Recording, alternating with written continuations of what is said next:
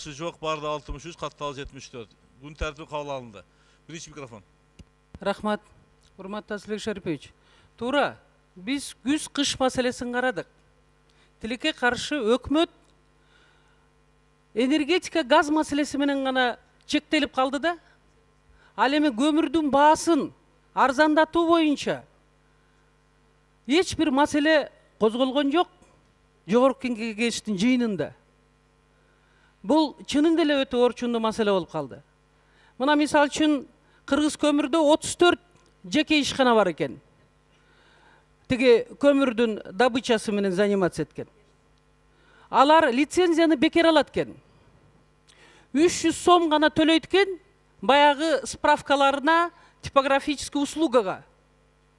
Ал эми сатылып аткан баалары 3200 ошол казып алган жеринен. Ал эми элге жеткиче ал 5000, 6000, 7000 болуп кетип атат. Антимонополия иш кылабы, иш кылбайбы? Же болбосо Госкомгелиого анда болсо ошол лицензияны бекер бербей сатпайбы? Жок дегенде бюджетке акча түшпөйбү?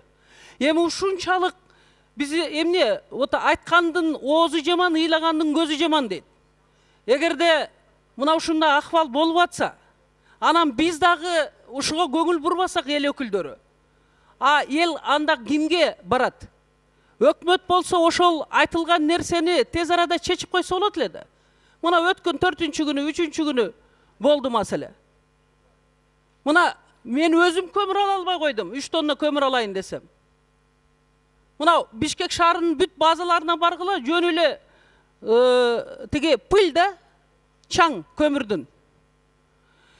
Асылбек Шарипович, эми менин абийирим таза, ушунчалык суранышты эле. Мен сөзсүз түрдө бүгүн бул маселени көтөрөм дедим эле, көтөрдүм. Карап койсок жакшы болмок. Бекер лицензия алып алышып, анан элге жеке ишкерлер 5000